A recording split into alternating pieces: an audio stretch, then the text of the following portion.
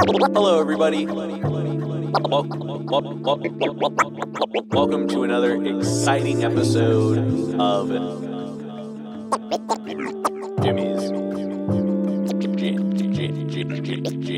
Jimmy's Jam Box. This is not a podcast. This is a show.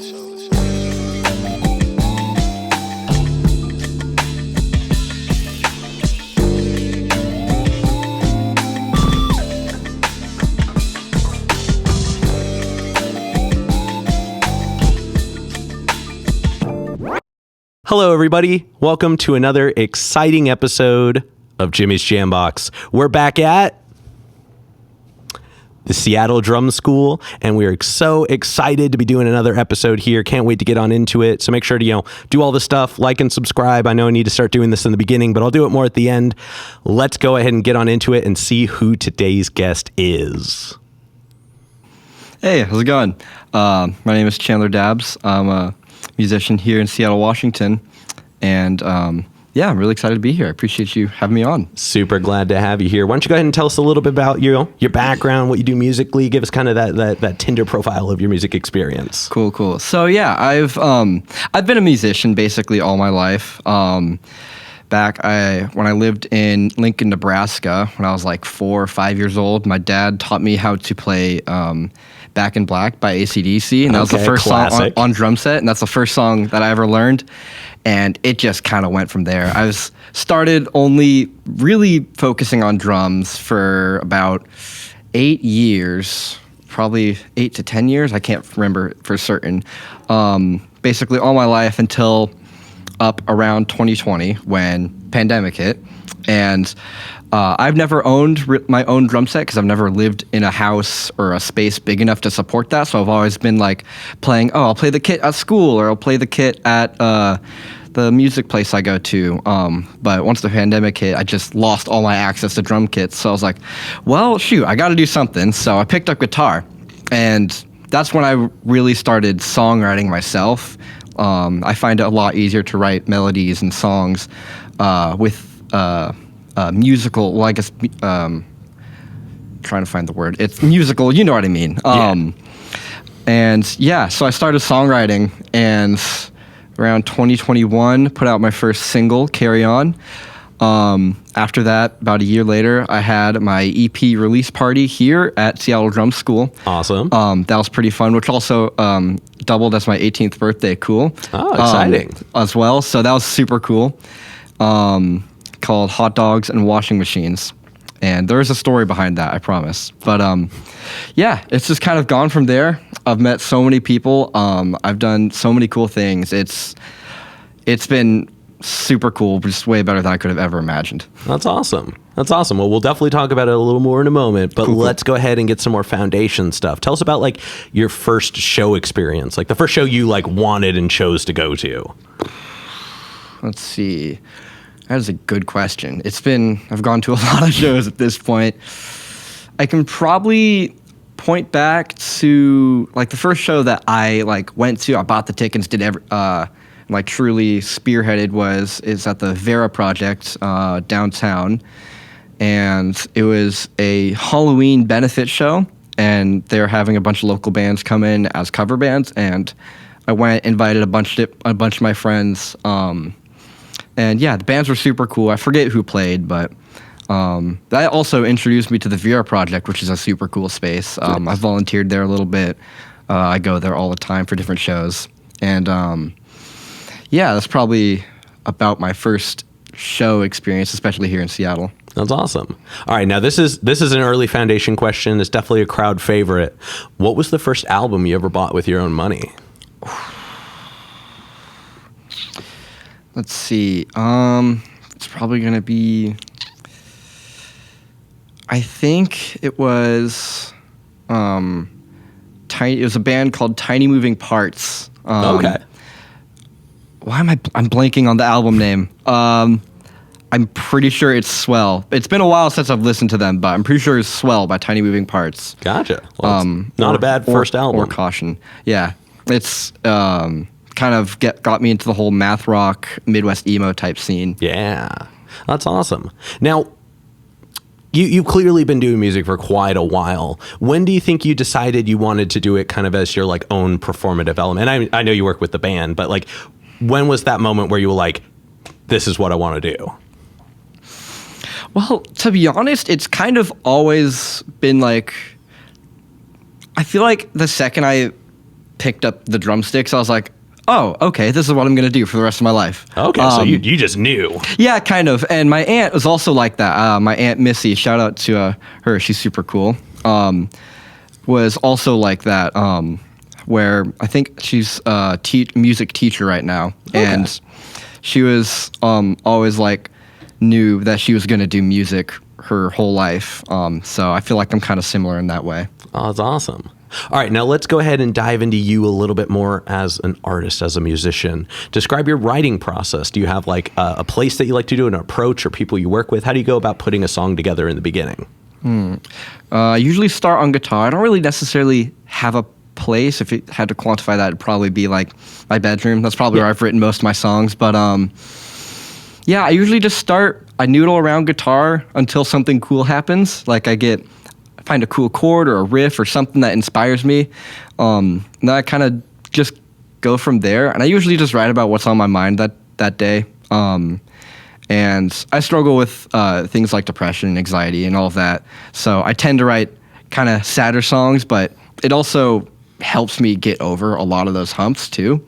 So yeah, I usually find a riff, write an instrumental about that, and then based on the feel of the instrumental and how it kind of all came together, I write lyrics based on that. Okay. And when you're approaching lyrics, do you go more like topical? Do you go more metaphorical? Do you kind of just play it by ear? How do you go about like structuring that part of it? Well, it really depends on kind of the vibe of the song. Sometimes I'm really like metaphorical, poetic. I'll try and rhyme every other word. And that's like, I don't know, if I'm feeling like kind of nice, nothing really bothers me that day, I tend to write more poetic like that. But if I've had like a bad day and I need to get over something really quickly, I'll just get right to the point. I'll just write exactly how I'm feeling. I won't sugarcoat it or nothing. It's just, there's no hidden meaning. What's on the word, what is written there is exactly what I was feeling when I would write that song. So yeah, it really depends. Okay, totally. Now, tell us about, we're going back to it now. Tell us about your most recent EP. Give us, definitely tell us the story of the name, but just give us kind of a little bit more on the inside of that. So yeah, it's called Hotdogs and Washing Machines. So it was kind of after I've been playing guitar for around 1 to 2 years at this point, and I'm kind of started to just become confident with my skills. So I was like, okay, well, I want to write some songs now. So, and then to motivate myself too, I actually convinced one of my teachers to have it be a project for school. So I was also getting school credit for it. So I was like, okay, well, now I have to write it. Yeah. And yeah, so the first song that I wrote about 2 years ago now, called Carry On, I found the chords and the riff and kind of the main melody, and I wrote that in a week. Quickest. Wow. This is the proudest, like the quickest I've ever been about a song. Every other song I've wrote has taken like almost a year each. But I don't know, there's just, backed with the pressure of needing to get a good grade and also just my first kind of time purposely trying to write songs. I just, something just awoke within me and just spit out a really cool song that I'm actually really proud of. And yeah, that was the first single. I recorded it all in my bedroom with just a copy of Ableton and an audio interface. I think it was like one of the Scarletts. And, classic. Yeah, exactly. And yeah, I recorded all those, and then I mentioned earlier that I've never really had access to a drum kit, so I downloaded a free program that also just happened to be a really cool program. It's Labs by Spitfire. Where there's a virtual drum set that's perfect for the type of music I do, like alternative and stuff. It wouldn't necessarily work well for like more raucous stuff. Well, I don't know, maybe it could. Anyways, along with that, also has a bunch of other instruments. But yeah, I since I've already was a drummer and knew how a drum set worked, I could program it in a realistic way. So I could make the drums sound as realistic as possible. And it worked enough to where my drum teacher, or I guess old drum teacher now, Kenny, who also works here, he's super cool. Shout out Kenny. Shout out Kenny. When I first played it to him, he's like, "Oh man, where'd you record the drums?" And I said, "Oh no, I dragged and dropped little blocks on my computer screen." Exactly. Every like drummer that I showed it to thought they were real. So that was super cool. And I put those all together. I paid one of my good friends, Cirrus Levine, to mix and master it for me, and I just put it up kind of immediately because I just wanted something up there. And yeah, about a year after that, I finished writing the other 3 songs in the EP and released that along with hosting an EP release party here with the bands Princess Pulpit, Faith and Strangers helped me out. They're also super cool bands. You should check them out. And yeah, so that was kind of the culmination of kind of mostly just dealing with all the COVID stuff. Like, I'm sure everybody's had their own experience. For me, it took away basically 2 years of high school. So not the best. I don't think there's anybody in this world that really likes COVID. No. So. Now, before we run away from this one, tell us about the name of the EP. Oh, yeah. I'm so curious now. Oh, yeah, I forgot about that. So in that same class that I had that be my project, one of my friends, Noah, we were having a conversation, and we were like, I was on this fact that you can't just name an album or an EP anything. And then Noah was like, "Well, yeah, you can." And I was like, "Okay, well, prove it." And they're like, "Okay, hot dogs and washing machines." And I was like, "Fine, I'll try it." And I did lose that debate. You can name an album anything as long as you give it meaning, and that is the meaning. Like, I have a story behind it, so that's the meaning of it. People ask me that all the time too, and it's just 2 friends having a conversation, album name comes up. I have so many different names that are in my head right now that are like just came up in conversation. So yeah. Well, make sure you're storing those away. Every now and then, it's good to pull out one and be like, "Oh, you should see my notes app." Oh, okay. We'll share it after the. No, I'm kidding. What? All right. Now, tell us about.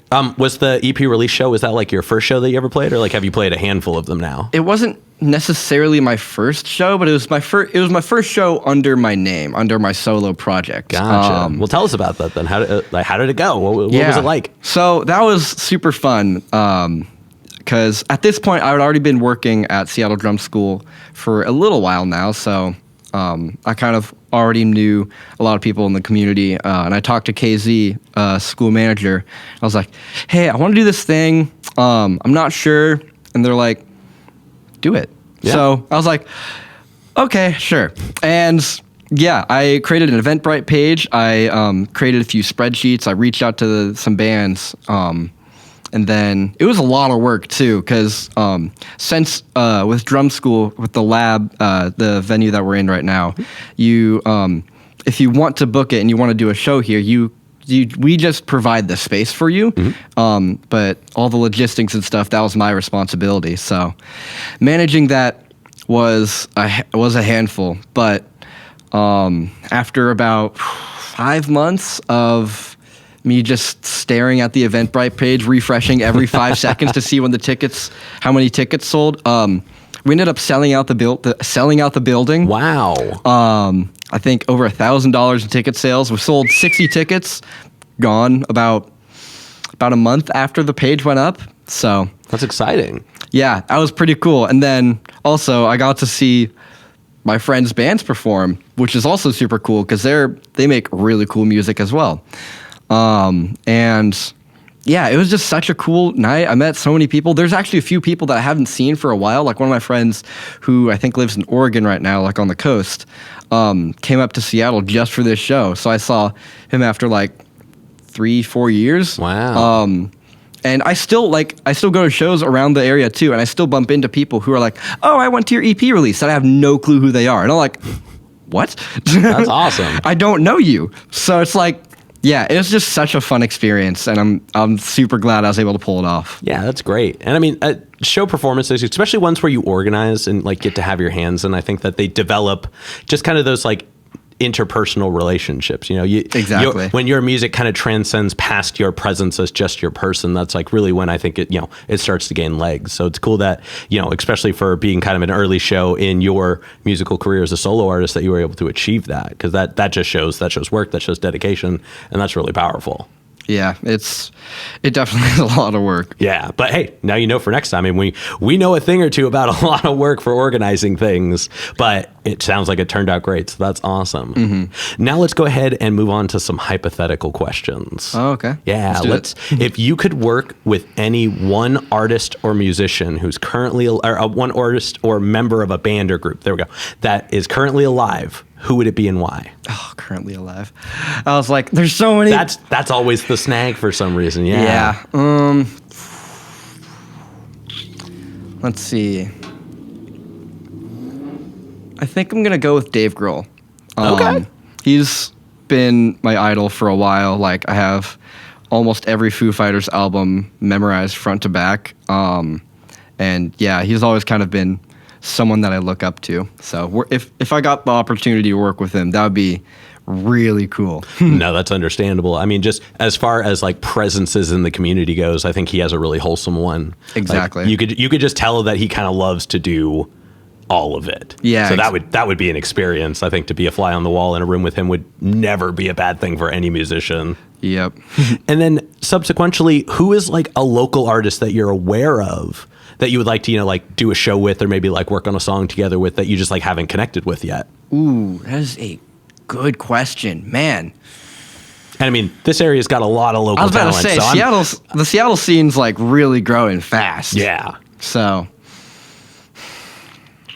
let's see. I feel like, oh man, there's just so many options. Like, Paralyzed. I feel like there's this band, I'm not sure if this counts because I already kind of know one of the members, but it'd be really cool. There's this band called Beautiful Freaks that I really like to work with or join a lineup with. I already know because the guitarist for the band worked at my school for a while. Gotcha. So we kind of built up a rapport a little bit. But yeah, they're a really cool band that I'd like to hop on a lineup with. Oh, hell yeah. I'm actually a little bit familiar with them, so that'd be a fun show for sure. Now, if you could play anywhere in the world as a venue, and I mean, it doesn't have to be a proper venue, but you knew that crowds would get there, power would be there, stability would be fine. If you play like at the Roman Coliseum, people can't technically sit in the seats. But like, if you could play anywhere in the world. Anywhere in the world. Oh, man. There's so many great venues. I'm not gonna say anything in the United States because I feel like I need to go like somewhere else. Let's see. I feel like, I don't know, this might be a cliche answer, but I feel like Wembley Stadium would be really cool to play at. That would be awesome. that would be really cool. Mm-hmm. That's like, I mean, it's a big place, it's in a different area, and it's well known. Yeah, exactly. I'll share it with you because I never get to tell anybody, but we're coincidentally near, if I could like put on a show or do something like really, really fun. Okay. The Troll Under the Bridge. Oh my gosh, that would be such a cool place to perform. Yeah, and I'm putting it out here, so if somebody beats me to it, good on you. But that was like my dream spot. Dude, leave it to them punk kids. They're gonna like set up a few amps, a PA, and do it like tomorrow. Yep. Well, I'd be impressed if they did it before this came out, but tomorrow after this episode, yeah, definitely. But no, it's. I didn't realize it was in Seattle. I saw it in like a movie a long time ago, and I just like fell in love with it visually. And then someone was like, "Oh, that's like, like right up in Washington." I was like, "Oh, we're Fremont." Perfect. So that's mine. In case anybody ever wondered. Now, if you had to pick a different style of music to do than any of the ones that you currently have done or do now, and you would be just as competent at it, you'd be functional at it, you'd be as good as you are currently with any of the genres you currently play, what would you move to? Funk. Definitely funk. I would love to be in a funk band. I already write a little bit of funk stuff, but I don't like put out that much. But that would be really fun. Like, I want an excuse to use a wah pedal. Yeah. Oh yeah. I mean, you can gotta fit it into anything. You just gotta get clever. But yeah, no, I support that decision 100%. Now, oh, hey, look at that. We got to start wrapping this up. Wow, we've touched the bottom of them. Oh. Let's go ahead and talk about what do you have coming up next. This comes out the last week of June, so tell us about July and forward. What's there? Well, I'm trying to put a band together right now. I got a few leads. I'm pretty certain about this band that I'm working with right now. And basically, the second that I get a band together, I'm going to be really working hard to just book as many local gigs throughout Seattle. And I mean, if I get an opportunity to go play outside of Seattle, I'm not going to turn that down either, too. But yeah, I'm hoping. I don't really have anything concrete yet, but I know a lot of other bands within the scene want to have me on their lineups too. So I'm planning to get that. And then also later in the year, planning to release my first album. So I'm going to slowly drop updates on that on Instagram. So definitely stay tuned on that. Yeah, definitely. I mean, we're going to be watching for it for sure. Why don't you go ahead and tell people how they can find out about that? Give us like the plug, like where you're at, what they can look for, those kinds of things. So right now I'm mainly active on Instagram. You can find me at Your Local Getaway Driver, all one word. I'm so happy that I snagged that username too. And yeah, that's really my only social media right now. I'm not really on any other places, so no, that's all right as long as they know where to find you. Now, any other shout outs, plugs, anybody you want to put on while you're on here before we wrap it up? I'm gonna shout out my best friend. Goes by Prod Divinity. He makes really cool online beats. He's been my #1 supporter for almost all this time. You can find him on YouTube, Prod Divinity, and then also on Spotify as just Divinity. He has 2 albums out right now with a bunch of different singles. He makes super cool instrumental beats. Awesome. All right, now we've got one last question, and this is kind of a crowd favorite. This is definitely the funnest way to end things. Okay. What is your guilty pleasure song? I'm going to say Party in the USA by Miley Cyrus. Okay. It's Great choice. It's the first riff I learned on guitar. All right. I love that. That's so great. Mm-hmm. All right, y'all. We're going to go ahead and wrap this up. As always, this has been another exciting episode of Jimmy's Jambox. I'm Jimmy. Cool. I'm Chandler. And signing off.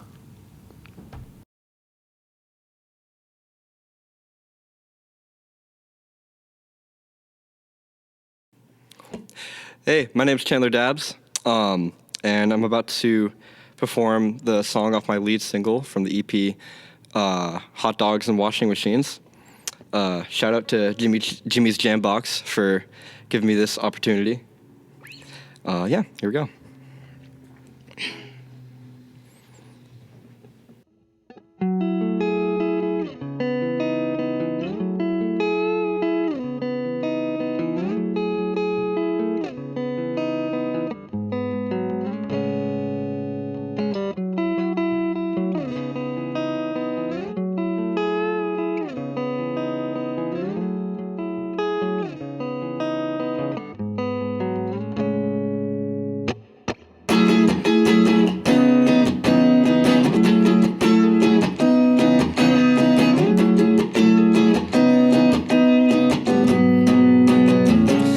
Let's just slow down. All of the things around me are saying this isn't gonna be great, but that's fine for you and me, cause you know it just can't be that it never even should have came to be. So let's carry on, and we might be strong to get through to what is on the other side. But if not, what would that be like? I'm scared to disappoint.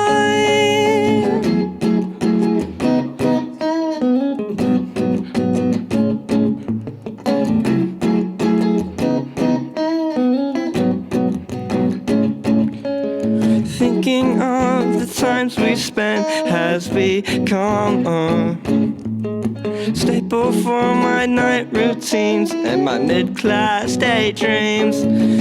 I wish we could go back to how everything used to be.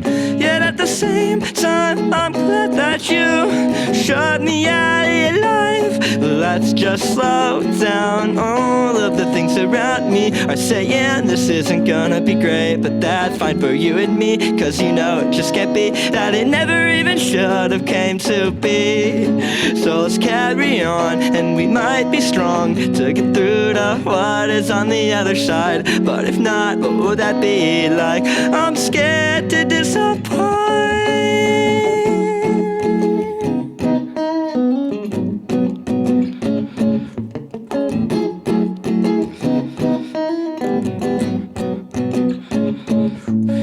Unwind, take back my time from every moment I lost, trying to see it through and going to movie dates with you. But you never wanted to do anything that didn't interest you. We failed to see it through.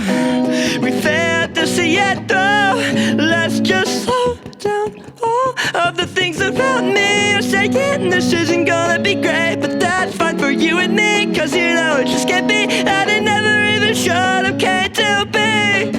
So let's carry on, and we might be strong to get through to what is on the other side. But if not, what would that be like? I'm scared to disappoint.